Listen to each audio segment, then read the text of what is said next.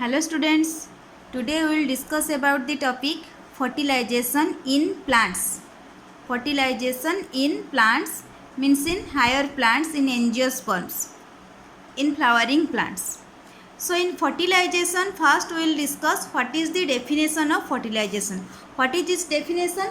Definition of fertilization is the fusion of male gametes or fusion of the nuclei of the male gamete with the nuclei of the female gamete, okay, to form the zygote. This is the process of fertilization. So fertilization is a process by which the nuclei of male and female gamete are fused to form the zygote. And this process in higher plants, this process is mainly takes place inside embryo sac. Embryo sac is also present inside the ovule. Okay, so what is the definition of fertilization? Fertilization in, especially it is in plants, I am discussing fertilization in plants, mostly in higher plants, in angiospermic higher plants. So it is a process by which the nuclei of male and female gametes are fused to form a zygote, and this process takes place inside embryo sac, and embryo sac is present inside the ovule. So zygote, which is formed by the process of fertilization, is the first cell of the sporophytic generation. So zygote is the first cell of the sporophytic generation. Students, बहुत time में ये entrance में ask होता है कि what is the first cell of the sporophytic generation. So zygote which is form by the fusion of male and female nuclei is the first cell of sporophytic generation, ठीक है. तो एक mail gamete और एक female gamete means दोनों का nuclei fuse होता है, फ्यूज होकर एक जाइगोट बनाता है जो कि जनरली डिप्लॉयड होता है. दैट मीन्स मेल गेमेट जो होते हैं वो है हैप्लॉयड. सो दो हैप्लॉयड गेमेट्स फ्यूजन होता है, उसके बाद एक डिप्लॉयड जाइगोट का फॉर्मेशन होता है जिसको हम बोलते हैं first cell of the sporophytic generation. And it is takes place, the overall process is takes place inside the embryo sac, and the embryo sac is present inside the ovule. Okay, so mainly the fertilization process is takes place inside the embryo sac which is present inside the ovule. Okay, so what are the main steps for fertilization? First step is the germination of pollen grain on stigma and growth of pollen tube. So this is the first process. Second process is the entry of pollen tube into the ovule. Third step is the entry of pollen tube into the embryo sac. Fourth is the syngamy, which is known as true fertilization. And fifth, sometimes it is coming in plants, that is double fertilization or triple fusion. Okay, so first क्या होगा? Germination of pollen grain on stigma and growth of pollen tube. ये है पहला वाला process जो कि fertilisation में पहले, फर्टिलाइजेशन ऑफ प्लांट्स में पहले होता है. ये कैसे होता है? ये प्रोसेस में क्या होता है एक्चुअली? फर्स्ट स्टेप में पोलन ग्रेन जो होता है वो एक्चुअली कहाँ पे होता है? पोलन ग्रेन जो होता है वो हमारा आंथर में आंथर के अंदर होता है हमारा पोलन ग्रेन। जब आंथर मेच्योर हो जाएगा that time the anther dehisces means burst to release the pollen grains. तो पोलन ग्रेन आके कहाँ पे फॉल होगा? Pollen grain will come and fall on the stigma. Suppose यहाँ पे पोलन ग्रेन हमारा गिरा आके, कहाँ से आके गिरा? आंथर से, मीन्स मेल रिप्रोडक्टिव पार्ट से आके फीमेल रिप्रोडक्टिव पार्ट में गिरा। क्योंकि ये जो पार्ट है फीमेल रिप्रोडक्टिव पार्ट हम बनाएंगे, ये होगा पिस्टिल जो फीमेल रिप्रोडक्टिव पार्ट है। तो आके स्टिग्मा में गिरता है। स्टिग्मा में फॉल होने के बाद क्या होता है पोलन ग्रेन का? स्टिग्मा को पहले उसको रिकॉग्नाइज करना पड़ेगा कि ये जो पोलन ग्रेन आया है उसके पास, ये उसका कंपैटिबल है कि नहीं। ठीक है, so first the stigma will recognise the pollen grain. If it is compatible then it will germinates. If it is not compatible the pollen grain will not germinate. क्योंकि पोलन ग्रेन जब आके stigma में गिरेगा, stigma के surface में receive होगा pollen grain. When stigma will receive the pollen grain, the stigma will nourish the pollen grain, or for its growth of the pollen grain, the stigma provides the nutrients, because the stigma surface is sticky, oily and mucilaginous. The surface of the stigma is sticky, oily and mucilaginous, जिसके वजह से जब pollen grain आके stigma के surface में गिरेगा तो stigma उसको एक्सेप्ट कर लेगा और उसको स्टिक करके रखेगा। क्योंकि ये जो स्टिकी, ऑयली, मुसिलेजिनस एक्जुडेट्स जो स्टिग्मा के सरफेस में होता है वो पोलन ग्रेन को हेल्प करता है आधार करने में स्टिग्मा में। Means the sticky, oily and mucilaginous exudates of stigmatic surface will help the pollen grain to adhere to the stigma surface. तो ये कब होगा ये process? When the stigma will allow the pollen grain to adhere to its surface, when the stigma will recognise the pollen grain. If the pollen grain is compatible to the stigma, then only the pollen grain will germinate. If it is not compatible, then it will not germinate. This is also called pollen pistil interaction.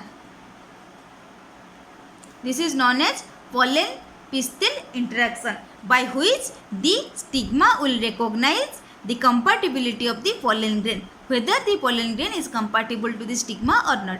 If the pollen grain is compatible to the stigma, then the stigmatic surface, the exudates of the stigmatic surface, the oily, sticky and mucilaginous substances will help the pollen grain to adhere to the stigmatic surface. Then only the pollen grain will germinate, because the pollen grain will be nourished by this, or the growth of the pollen grain is possible by these exudates of the stigmatic surface. So this is called pollen pistil interaction. So after checking compatibility of the pollen and pistil, if the pollen grain is compatible to the stigma, then what will happen? The pollen grain will germinate. Who will germinate? The pollen grain will germinate. So the germination period of the pollen grain, it varies from days to several months. It depends on different species. In some species within some days it will germinate, within some hours it will germinate, but in some species it will take several months for germination. This will varies in species to species. And for germination of the pollen tube, temperature is also a major factor. Temperature, another factor is the moisture. So along with the pollen pistil interaction, means compatibility of the pollen and stigma, temperature and moisture, these are also two important factors for the pollen pistil interaction or for the germination of the pollen tube, because a suitable temperature and availability moisture is must be required for the germination of the pollen tube. So if all these conditions are okay, or is all these conditions are appropriate, then only the pollen grain will germinate and form the pollen tube. The pollen grain will germinate to form the pollen tube when the pollen pistil interaction, means the pollen grain is compatible to the stigma, a suitable temperature is available and moisture is also available. Then only the pollen grain will germinate on the stigma. Okay, because if all these conditions are appropriate, then only the inactive cytoplasm of the pollen grain becomes active. सब condition ठीक ठाक होगा तो pollen grain में जो inactive cytoplasm है वो activate होगा। ओके, एक्टिवेट होने के बाद हमारा क्या होगा, पोलन ट्यूब का फॉर्मेशन होगा। ये जो पोलन ट्यूब फॉर्मेशन होता है ये सब टाइम हमारे जो पोलन ग्रेन में जो होता है, ये है पोलन ग्रेन का आउटर लेयर जिसको हम एक्जाइन बोलते हैं। ये एक्जाइन में जो थिकनिंग रीजन है इसमें क्या होता है, जर्म पोर। सो ये जो इंटाइन है, पोलन ग्रेन का जो इनर लेयर है इंटाइन, ये इंटाइन एक्सटेंड होके ये जर्म पोर के थ्रू में बाहर आएगा पोलन ट्यूब के हिसाब से। ठीक है, तो यहाँ पे भी ऐसे ही होगा, the pollen always the pollen tube emerges out through the germ pore of the exine and the intine extends to form, intine layer extends to form the pollen tube। ये हो गया, तो हमारा पोलन ट्यूब फॉर्मेशन होगा। तो किसी किसी plant species में एक ही only one pollen tube is form from one pollen grain, जिसको हम बोलते हैं मोनोसिफोनस।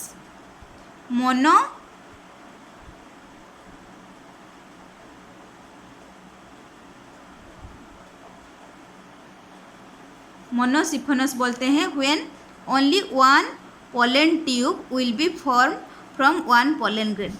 पॉलीसिफोनस बोलेंगे जब many means 10, mostly 10 pollen tubes will be formed from one pollen grain, but when the 10 pollen tubes are formed also, that time also only one out of 10 only one pollen tube contains the male gametes or the things what is required for the fertilization। Okay, so ये monosiphonous जो होता है this is generally जो plants में होता है एक ही pollen tube formation होता है, उसको हम मोनोसिफोनस ही बोलते हैं। बट और कुछ प्लांट में और कुछ प्लांट के स्पेसीज में, कुछ फैमिली ऑफ प्लांट्स में पॉलीसिफोनस मतलब 10 पोलन ट्यूब फॉर्मेशन होता है। एग्जाम्पल है उसका मालभासी। ये जो मालभासी फैमिली, ये प्लांट का एक फैमिली है। मालभासी फैमिली में जो प्लांट स्पेसीज होते हैं उनका पॉलीसिफोनस मतलब 10 पोलन ट्यूब फॉर्मेशन होता है। और किस में होता है पोलन ट्यूब फॉर्मेशन पॉलीसिफोनस, और किस में होता है हमारा cucurbitaceae.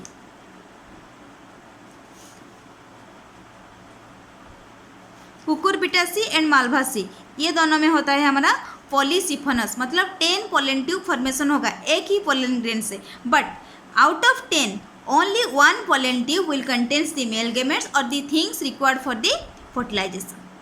okay, means one will be active, others will be degenerated। 10 pollen tube एक ही pollen grain से formation होगा, but only one will remain active, others will be disintegrated। okay, तो अभी pollen tube formation हो गया। तो ये जो है स्टिग्मा के ऊपर जो पोलन ट्यूब आया था उसमें से पोलन ग्रेन फॉर्मेशन हो गया ना, पोलन ट्यूब फॉर्मेशन हो गया पोलन ग्रेन में से। तो ये जो पोलन ट्यूब फॉर्मेशन होगा वो अभी किसके थ्रू जाएगा, ये है हमारा स्टाइल, स्टाइल के थ्रू आएगा। ये नीचे क्या है हमारा, नीचे है हमारा ओवरी, जिसके अंदर क्या होता है, ओवरी के अंदर क्या होता है, ओव्यूल होता है। ओवरी के अंदर होता है हमारा ओव्यूल होता है। ठीक है, तो ये जो स्टाइल को क्रॉस करके ओव्यूल तक आएगा ना, क्योंकि ओव्यूल के इनसाइड में होता है हमारा एग सेल, क्योंकि ये जो पोलन ग्रेन है वो मेल रिप्रोडक्टिव पार्ट है, फीमेल रिप्रोडक्टिव पार्ट है, इसके अंदर है, एग इधर है, तो मेल गेमेट यहाँ से आएगा। तो ये स्टाइल को क्रॉस करने पड़ेगा। तो स्टाइल जो होता है वो भी होता है, दो टाइप का स्टाइल होता है एक्चुअली। एक होता है style is mainly two types, one is hollow, another one is the solid. जो स्टाइल होलो होगा उसमें कोई प्रॉब्लम नहीं, वो इजीली वो पोलन ट्यूब अंदर आ जाएगा। कैसे, क्योंकि स्टाइल के अंदर जो होता है कुछ मुस्लिदिना सब्सटेंसेस होता है जो हेल्प करता है पोलन ट्यूब को स्टाइल के थ्रू क्रॉस करने के लिए। अगर स्टाइल सॉलिड हुआ तो उसमें कुछ होगा स्पेशलाइज्ड टिश्यू जिसको हम बोलते हैं कंडक्टिंग टिश्यू और transmitting tissues. Okay, conducting tissues और ट्रांसमिटिंग टिश्यूज होता है जिसके जो हेल्प करते हैं पोलन ट्यूब को सॉलिड स्टाइल के थ्रू अंदर आने के लिए। ठीक है, इसके अलावा और भी कुछ एंजाइम्स होते हैं। There are some enzymes which are present on the surface of the stigma that facilitates the germination and growth of the pollen tube. एक एग्जाम्पल का एग्जाम्पल है क्यूटिनेज. Cutinase was one is an example of an enzyme which helps the pollen tube or pollen tube to move through the style. क्यूटिनेज का काम क्या है? वो deserve करता है किसको? क्यूटिन को. Cutinase deserves the cutin. Okay, present in the. Cutin कहाँ पे प्रेजेंट होता है? हमारा cutin is present on the stigma. Stigma को क्यूटिनेज डिजर्व करता है एंड हेल्प करता है जो पोलन ट्यूब का एंट्री करने में स्टाइल में एंट्री करने के लिए हेल्प करता है. ठीक है, तो ये हो गया हमारा स्टाइल का भी टाइप्स हो गया. पोलन ट्यूब एंजाइम के थ्रू में क्यूटिनेज हेल्प करता है, ये हो गया. अभी स्टाइल आएगा. तो as the growth of the pollen tube starts, the entire content of the pollen grain, जैसे ही तुम्हारा pollen tube का ग्रोथ शुरू हो जाएगा, pollen grain के अंदर जितना भी entire content of the pollen grain will come down or come to the tip of the pollen tube, but it will come only to the tip. Tip से बाहर नहीं आएगा जब तक उसका सिग्नल नहीं मिला होगा. क्यों नहीं आएगा? क्योंकि टिप के जो पोलन ट्यूब का जो टिप है उसमें क्या होता है? उसमें एक कैलोज का प्लग होता है. ये जो टिप है पोलन ट्यूब का, इसमें क्या होता है? एक कैलोज का प्लग होता है. कैलोज का प्लग होगा. ठीक है, ये जो पोलन ट्यूब के अंदर जो भी था पोलन ग्रेन के अंदर, वो जब आएगा ट्यूब में निकल के, जैसे ही ट्यूब तुम्हारा ग्रो होते होते जाएगा, ये कैलोज प्लग ऐसे नीचे आएगा तो उसके पोलन ग्रेन के अंदर जो था, जो भी सब्सटेंस था, जो भी मटेरियल था, वो सब ट्यूब में आ जाएंगे. Up to the tip they can move because at the tip is restricted with the callose plug. Tip से बाहर के निकल के वो बाहर नहीं आएंगे. ये टिप तक, ट्यूब का टिप तक ही रहेंगे. जो भी है उसमें जो मेल गैमेट्स है, जो वेजिटेटिव न्यूक्लियस है, everything they will not be able to come out of the pollen tube because of the tip. The tip is restricted with the callose plug. Okay, तो ये हो गया. क्योंकि ये जो उसका ब्लॉक करता है ट्यूब को, किसी भी सामान को, किसी भी चीज़ को ट्यूब से बाहर आने के लिए अलाउ नहीं करता है. ये हो गया. अभी पोलन ट्यूब के अंदर क्या क्या होता है? पोलन ट्यूब के अंदर क्या क्या होगा हमारा? एक तो होता है वेजिटेटिव सेल और vegetative nucleus you can say. Another one is the 2 male gametes, क्योंकि 3 cell stage. This is 2 male gametes. Okay, एक वेजिटेटिव न्यूक्लियस और vegetative cell. Another are 2 male gametes होते हैं पोलन ग्रेन के अंदर, जो पोलन ग्रेन से निकल के आएंगे कहाँ पे? पोलन ट्यूब में आएंगे. ठीक है, ये हो गया हमारा जर्मिनेशन ऑफ पोलन ट्यूब. अभी पोलन ट्यूब जर्मिनेट हो गया, पोलन ग्रेन जर्मिनेट होके पोलन ट्यूब फॉर्मेशन कर दिया है. पोलन ट्यूब स्टाइल को क्रॉस करके up to ovule it is coming. So next step is the entry of pollen tube into the ovule. Entry of pollen tube into the ovule. Ovule में अभी pollen tube entry करेगा. कैसे ovule में entry करेगा? Ovule में entry करने के लिए उसका 3 पाथ होता है. 3 वे से वो ओव्यूल में एंट्री करता है. एक तो ये डायरेक्शन से आएगा, और एक ये डायरेक्शन से आएगा, और एक आएगा हमारा ये डायरेक्शन से. So there are 3 ways for the pollen tube to enter into the ovule. To enter into the ovule. Okay, so 3 way क्या क्या हो गया? एक है पोरोगेमी,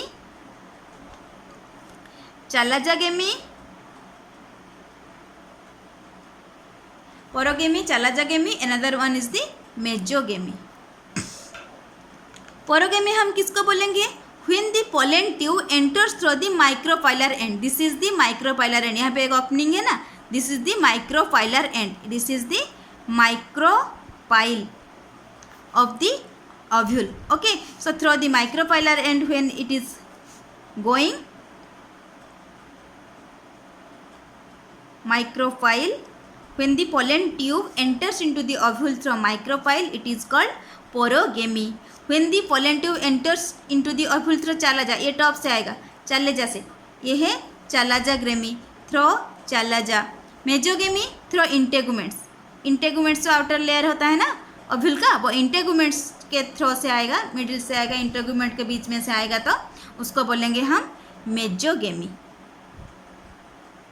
हो गया। तो these are the 3 ways, means these 3 names are given to the on the basis of the entry of the pollen tube into the ovule. So when pollen tube enters into the ovule through micropylar end, it is called porogamy. When the pollen tube enters into the ovule through chalazal end, it is called chalazogamy. When the pollen tube enters into the ovule through integument, it is called mesogamy. तो अभी examples हम कुछ लिखेंगे क्योंकि ये sometimes आता है हमारा एंट्रेंस में पूछते हैं। तो ये मेजोगेमी का जो एग्जाम्पल है ये है कुकुरबिटा। कुकुरबिटा है मेजोगेमी का एग्जाम्पल। एंड चालाजोगेमी, चालाजोगेमी का जो एग्जाम्पल है उसको हम बोलते हैं वो जो है काजुआरिना। ठीक है। एंड ये जो पोरोगेमी है this is mostly found in almost all the angiosperm, porogamy. ये हो गया। सेकेंड स्टेप हो गया entry of the pollen tube into the ovule. अभी तो ओव्यूल के अंदर चला गया, अभी भी एम्ब्रियो सैक में अंदर में ये नहीं गया है। एम्ब्रियो सैक के अंदर अभी तक पोलन ग्रेन नहीं आया है। मैं एम्ब्रियो सैक का फिगर थोड़ा एनलार्ज करके बताती हूँ, आपको दिखाती हूँ। ये है हमारा एम्ब्रियो सैक, ये है chalaza and this is the micropylar end. Okay, ये चालाजा एंड में 3 सेल्स होंगे, हम जिसको बोलते हैं एंटीपोडल सेल्स। ये जो माइक्रोपाइलर एंड में एक होगा बड़ा सेल मिडिल में, साइड में 2 सेल्स होंगे। ये 2 सेल को हम बोलेंगे ये जो 2 सेल साइड्स में है उसको हम बोलेंगे सिनार्जिड सेल्स। और मिडिल में जो एक सेल है बड़ा वाला उसको हम बोलेंगे एग सेल। ओके, तो ये synergid cell and egg cell मिलके बनाते हैं एग अपैरेटस। उसके बाद ये सिनर्जिड सेल में कुछ फिलीफॉर्म अपैरेटस होते हैं, फिलीफॉर्म अपैरेटस। ओके, सो ये एम्ब्रियो सैक बिल्कुल ये इसको लेकर हम यहाँ डाल देंगे तो ये रह जाएगा। मिडिल में होता है बाइपोलर न्यूक्लियाई जिसको हम बोलते हैं सेकेंडरी न्यूक्लियस। ये सेकेंडरी न्यूक्लियस जो है this is 1 cell but having 2 nucleus, इसलिए इसको हम बाइपोलर न्यूक्लियाई बोलते हैं और सेकेंडरी सेल बोलते हैं सेल को। ये हो गया। तो ये है हमारा एम्ब्रियो सैक। तो अभी जो है हमारा पोलन ट्यूब वो ओव्यूल के अंदर तो घुस गया बट एम्ब्रियो सैक के अंदर में नहीं गया है। उसके लिए एम्ब्रियो सैक में वो कैसे एंट्री करेगा? Only 1 way is there, that is through micropylar end. तो ये पोलन ट्यूब जो आ रहा है only through the micropylar end it can enter into the embryo sac. Pollen tube can enter into the embryo sac only through the micropylar end, irrespective of the entry into the ovule. ovule के अंदर वो 3 वे में आएगा, वो micropylar and में आया है, chalaza and में आया है, इंटेगुमेंट के थ्रू आया है, कोई फर्क नहीं पड़ता। बट जो भी वे में वो ovule में घुसा है कोई प्रॉब्लम नहीं, बट एम्ब्रियो सैक के अंदर वो ओनली माइक्रोपाइलर एंड के थ्रू ही एंट्री करेगा। ठीक है। तो ये जो माइक्रोपाइलर एंड में जो जाता है वो उसको कैसे मतलब गाइडेड कैसे होता है? उसमें कुछ होता है तो हमारा जो केमोटैक्टिक सेल्स और some chemicals are there which are chemotropically guided the pollen tube to enter through the micropyle into the embryo sac. Chemotropically mucilaginous substances are there. ये chemotropically mucilaginous substances गाइड करते हैं pollen tube को enter करने के लिए। कहाँ पे? Embryo sac में। क्योंकि ये जो इंटेगुमेंट लेयर है वो जब तक पोलन ट्यूब एम्ब्रियो सैक में घुसेगा वो टाइम तक इंटेगुमेंट लेयर जो होता है, ये जो इंटेगुमेंट लेयर है, ये इंटेगुमेंट लेयर जो होता है वो डिसइंटीग्रेट कर जाएगा। डिसइंटीग्रेट करके मुसिलेजिनस सब्सटेंसेस प्रोडक्शन कर देगा। ये हो गया एक। उसके बाद in the embryo sac the pollen tube either passes between the synergid cells. ये द सिनर्जिड सेल्स दो है उसके अंदर जाएगा, either between the synergid cells means between the 2 synergid cells and the egg cell. ये है एग सेल, ये synergid cell, ये जो है एरिया, ये एरिया के अंदर जाएगा।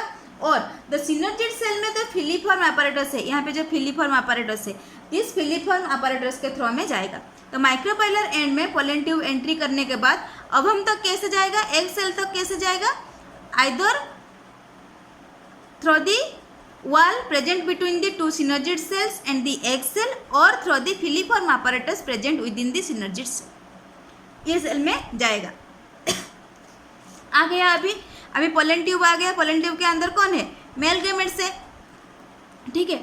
अभी ये जो कैलस का प्लॉग था वो प्लॉग भी निकल जाएगा। जब तक ये एंट्री करेगा पोलन ट्यूब, जब एम्ब्रियो सैक में एंट्री करेगा वो कैलस का प्लॉग भी वो भी निकल जाएगा, ठीक है। उसके बाद जो आएगा फोर्थ क्या आ गया, सिनगेमी।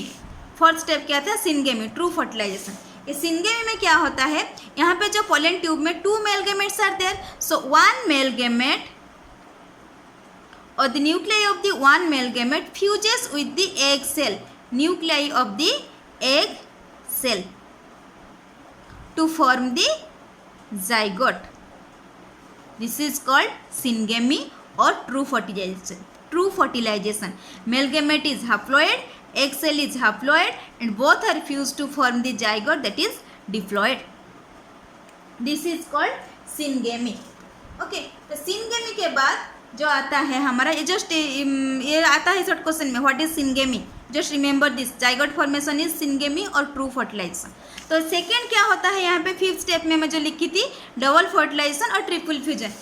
इसमें क्या होता है, क्योंकि पोलन ग्रेन में हमारा जो पोलन ट्यूब में 2 मेल गेमेट्स था, तो 1 मेल गेमेट इसके साथ फ्यूज हो गया, बाकी का और एक मेल गेमेट है। ये क्या करेगा, यहाँ पे जो मिडिल में सेंटर में जो है एम्ब्रियो सैक के सेंटर में क्या है, हमारा सेकेंडरी न्यूक्लियस है।